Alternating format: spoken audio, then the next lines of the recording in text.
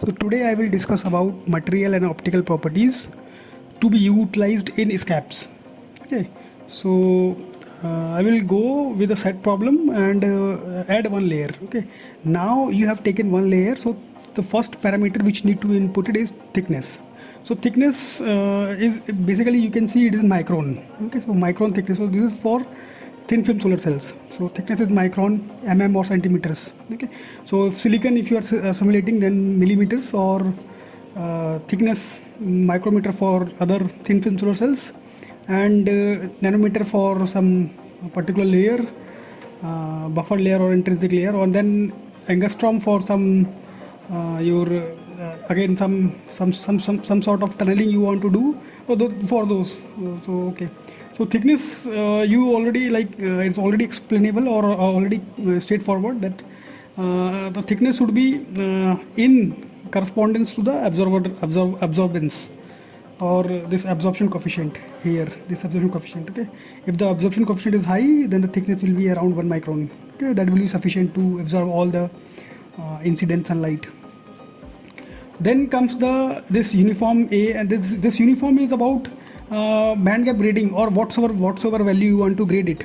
You want to grade electron affinity, you want to grade, say, mobility, whatsoever the thing, those for grading of those things. So I have explained this about this thing in band gap grading session. Okay, so one can refer that. Okay, so now the important parameter here is band gap. So band gap for a suitable solar cell absorber material. So solar cell absorber. Okay, so absorber layer thickness will be, band gap will be 1 electron volt to 2 electron volt. So either you keep 1 electron volt, or you keep to 2 electron volts, or in between any range for absorber. Okay, for buffer layer it will be higher, or for window layer it will be higher. Okay, so that is the value. Then comes the point electron affinity. So electron affinity is a parameter. I will show you by graph, that will be more impactful. So what I will do, I will just, so electron affinity is a point, is a value. So you have this is your energy vacuum level, and you have a see, this is your conduction band and this is your valence band. Okay, so the difference of conduction band to your vacuum level is the electron affinity. Okay, so this is the electron affinity EA value. Okay, so suppose this is one layer and you have a other layer which is your, say this is p type layer, so you have an n type layer again, so that have a different material. So different material, so it will have different, maybe it will have different band gap and it will have different electron affinity. So in that case there's a interaction, charge transfer from p type to n type. So they will have this energy level mismatch, or energy level so this is called as conduction band offset, CBO. So electron affinity play very important role. Electron affinity of p type layer or electron affinity of n type layer play a very important role, which is marked by conduction band offset, CBO. Okay, so this makes EA more important in our solar cell devices. Okay, so one more parameter related to EA is also there, which is called as work function. So suppose this is your conduction band, this is valence band, in between you have a Fermi level. So for a semiconductor, so this distance between this, or this energy gap between Fermi level to this vacuum energy level is your work function. Okay, and in case of metals, they will be defined by Fermi levels only, and not Fermi level, but they will be defined by work function only. Okay, so they have a this band gap is 0 in metals, so the Fermi level directly will tell work function is metal. So that's the case. So electron affinity and work functions, how they play important role, that is explained. Okay, now let's go back to the other parameter. So dielectric permittivity. So dielectric permittivity is a property of material to hold to polarize ions. Okay, so if it is high, that means it is a suitable capacitance material. Okay, so generally for semiconductors, the value, like for thin film solar semiconductor, generally the value lies between 7 to 10. Okay, and it is unitless. Okay, Now conduction band effective density of state. Okay, so conduction band effective density of state. So in this figure you can see, in this figure itself you can see this conduction band. So let me just move it away. So the conduction band is this and the valence band is this. So this is your conduction band, this is your valence band. These are bands, not a label. Okay, so when I am drawing a single line, they are not single line, but they are a band. So this is the conduction band. So there are how many number of states are there? How many number of states are there which are like available for electron conduction? Okay, so these single energy levels are lying very close to each other and forming a continuous band. Okay, so that is what the conduction band and the density of states, NC, given by NC. So what I will show you direct formula. If I show you, you can see the formula for that.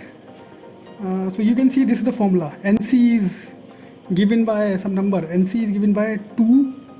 NC is given by 2 pi mdc kt h by h square, the whole power 3 by 2.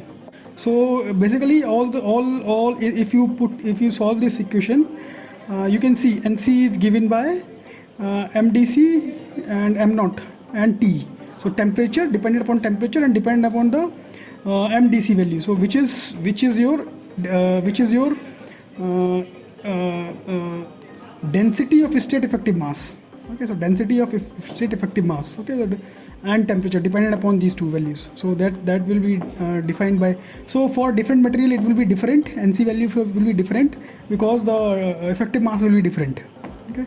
Similarly, NV state density of state in valence band.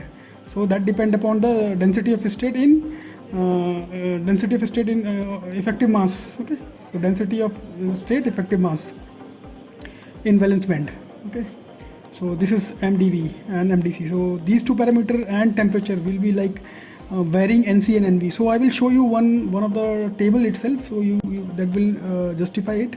So you can see with temperature for silicon, for crystalline silicon, basically intrinsic crystalline silicon, that this silicon, for the silicon, what they are doing, they are for different temperature.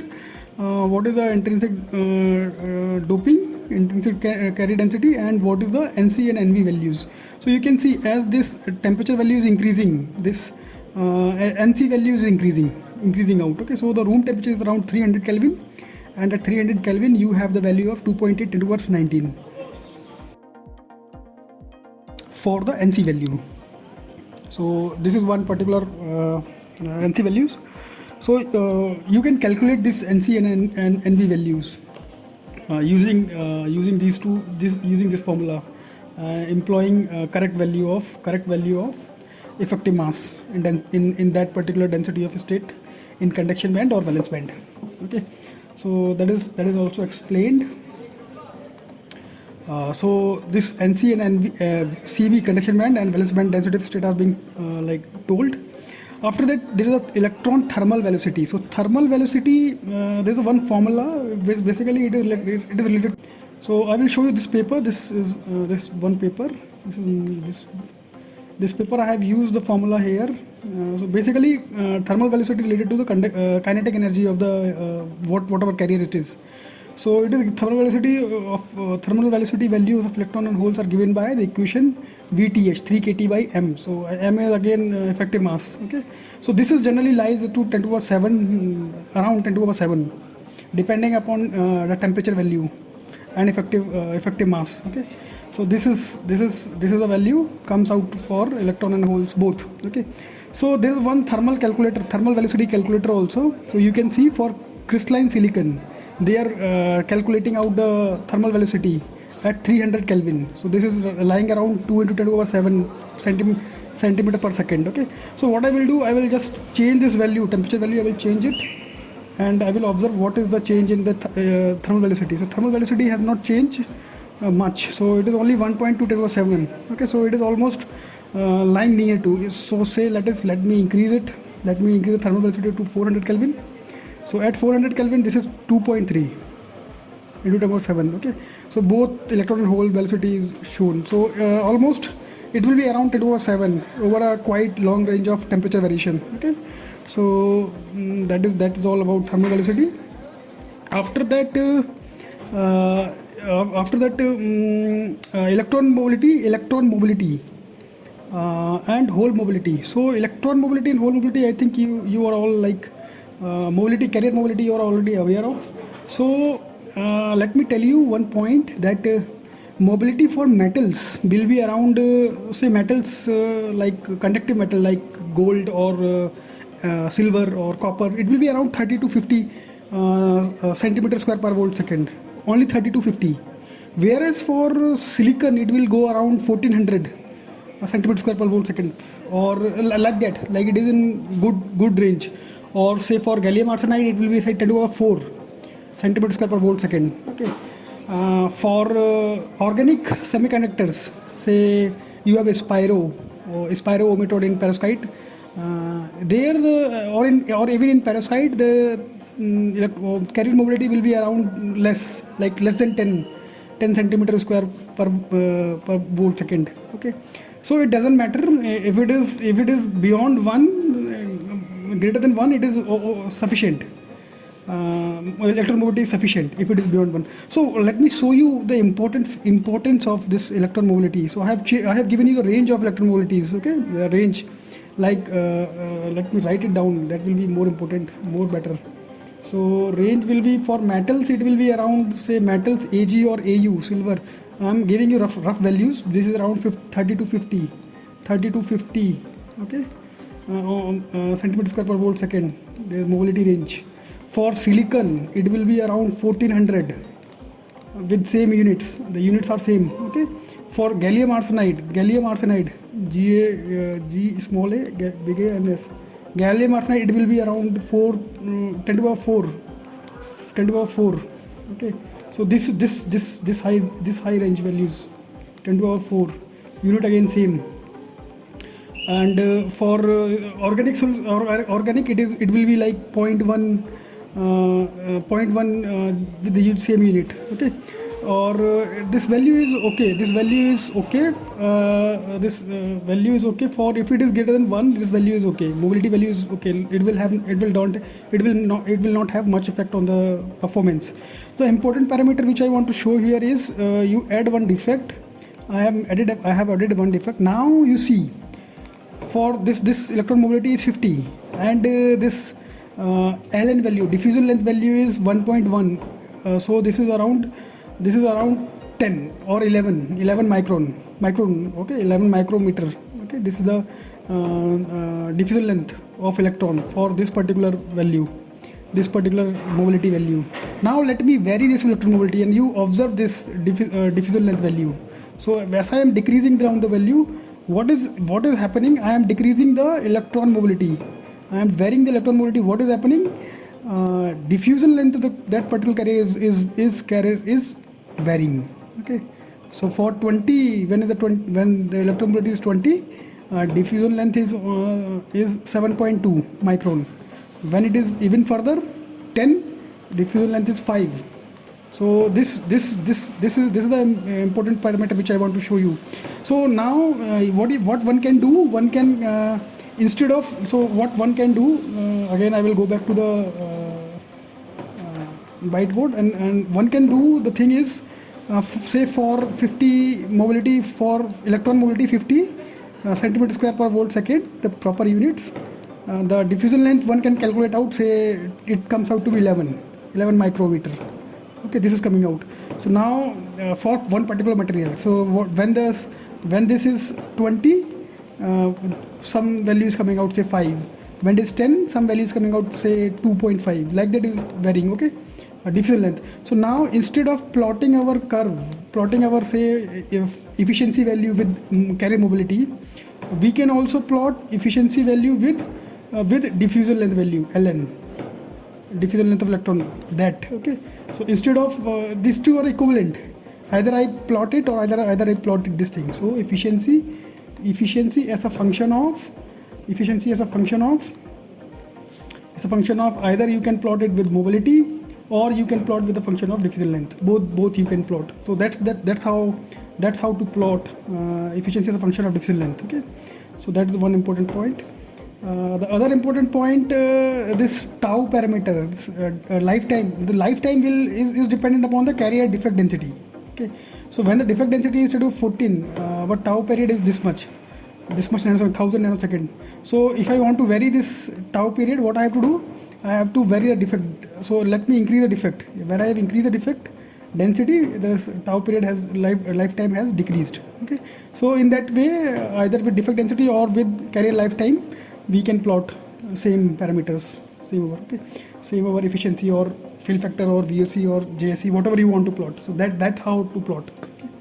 So after doing this, okay, now comes the parameter of donor density. So donor density, when it is n-type, we will keep it donor density, and donor density will be around, say, will be little bit higher, because we are trying to make Pn plus type of structure. Okay, so this is better. Pn plus type of structure are better in terms of performance than PN structure, PN junction. Okay, so always try to keep the defect density or carrier density in n-type higher than p-type. So you can keep donor density, say 16, 17, 18, 10 to the power 16, 10 to the power 17, 10 to the power 18, like that you can put. Okay.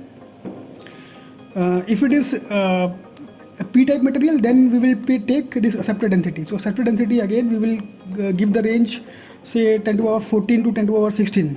Okay, that's the range we will put. And if it is intrinsic, both will be 10 to the power 10. Okay, Na and D both will be for intrinsic. And if it is P plus type, then the defect density, then the doping density, carrier doping density will be more than 10 to the power 19. Or this is like, so generally carrier density in either p-type or n-type will be lying, you can vary it from 10 to the power 14 to 10 to the power 18. If you try to cross 10 to the power 20, then this will become metal, so that will become an unphysical condition. So don't put for p-type or n-type, don't go beyond 10 to the power 20, 10 to the power 20. So if I write 10 to the power 20, if I go beyond it, that will be unphysical condition. Okay, so that's the thing. Then comes the point of absorption coefficient. So absorption coefficient is, see, I am directly putting the value here. Absorption coefficient, I am directly putting the value 10 to the power 5. So that is being done. Okay, if I want to take, say, for some particular material, so I will select it out. I will just select it out. So it will ask me to open a file. So from that file I can put. So say I am adding CDS. So I will add CDS.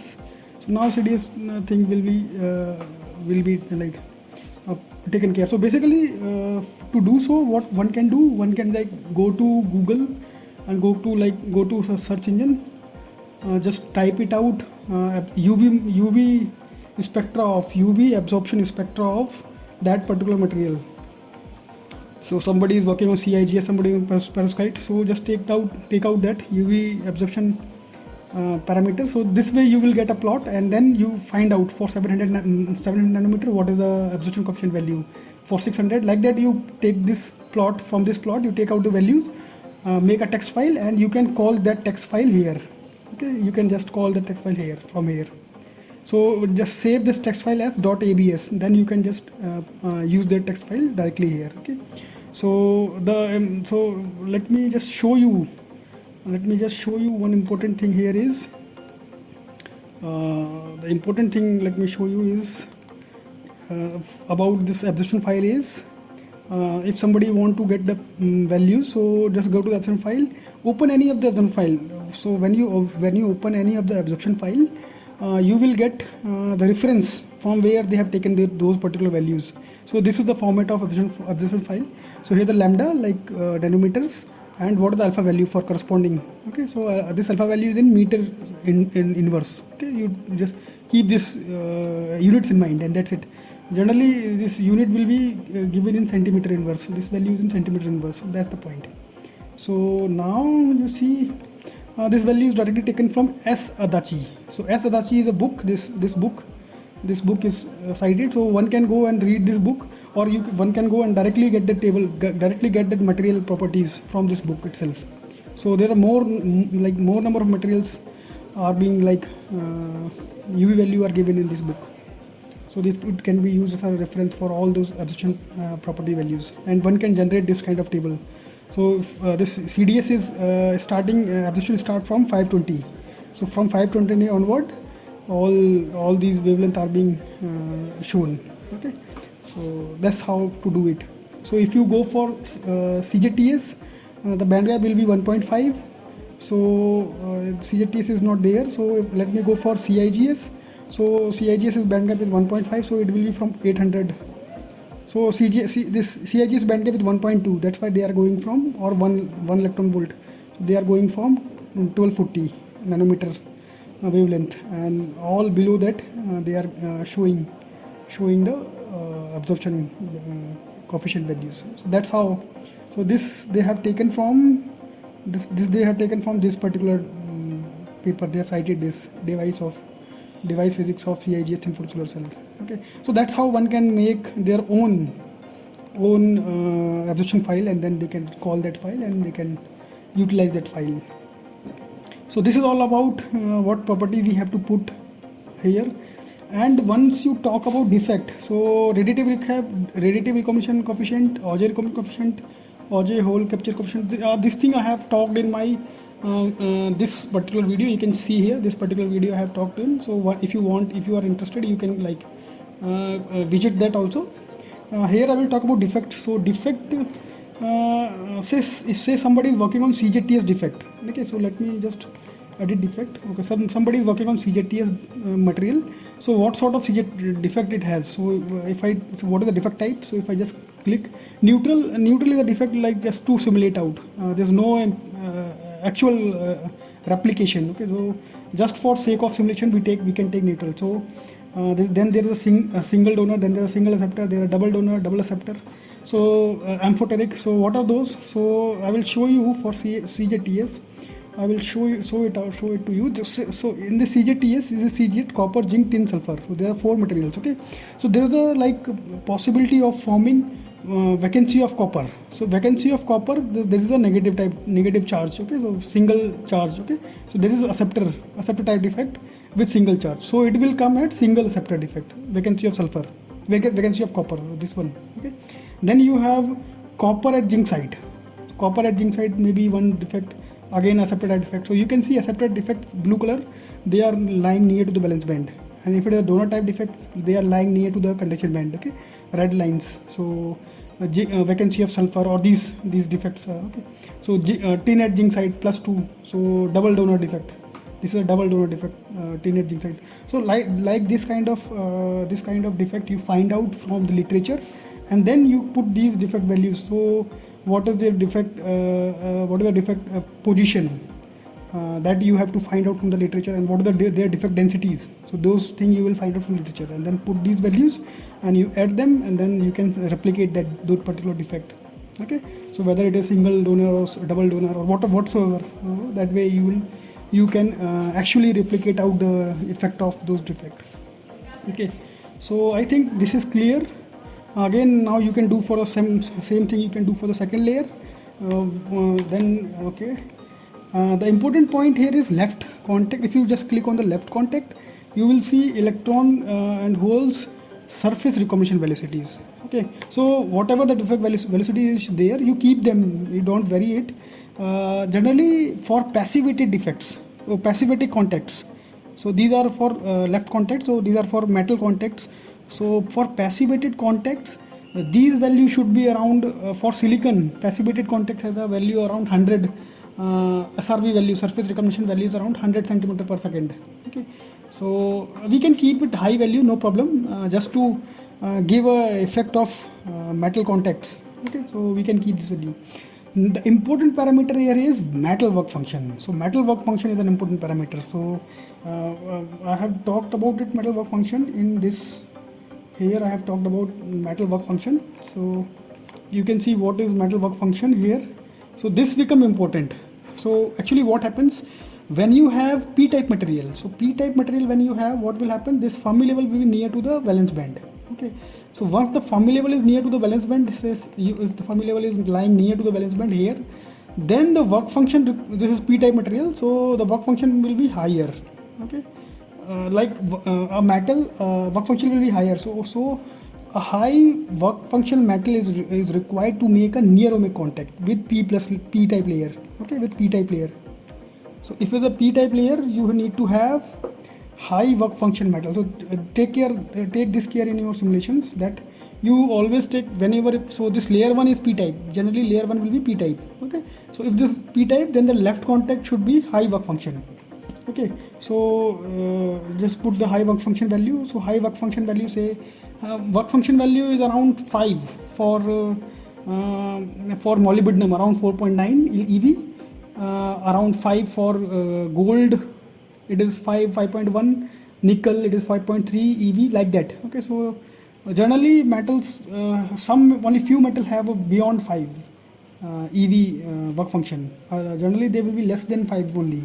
So there is always a problem to make a ohmic contact with p-type layers from metal. Okay, so generally they will form a Schottky barrier. If this value is lower than 5, then they will form a Schottky barrier. So that's the thing. Okay, so here nothing extra you need to do, no extra thing you need to do. So right contact, here you have n-type material. So n-type material, like there's no such harsh requirement is there for making ohmic contact. So only with p-type material it is there. Okay. So that's the thing, and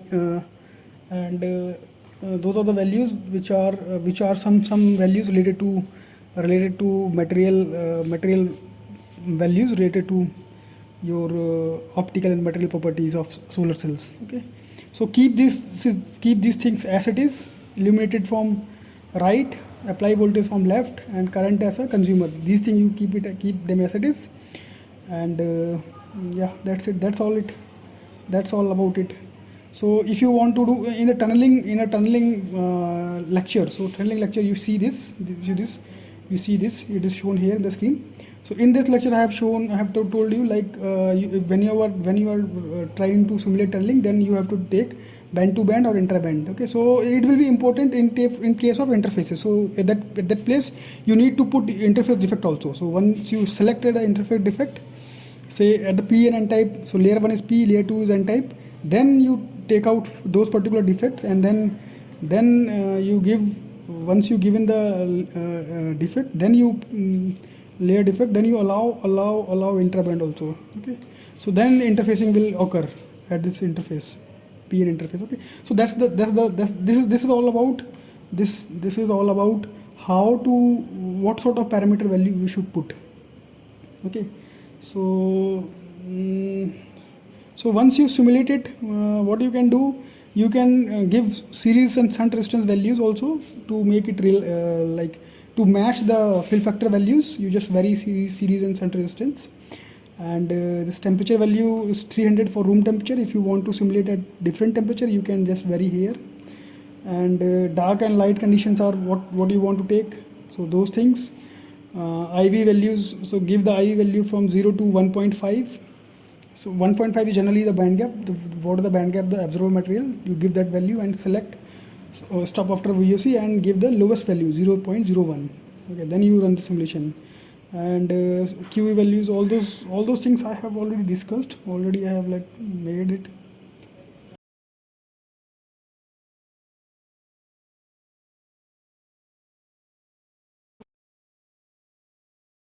One of the lecture series. So okay, now if you have any problem or any query, then please comment below. Thank you.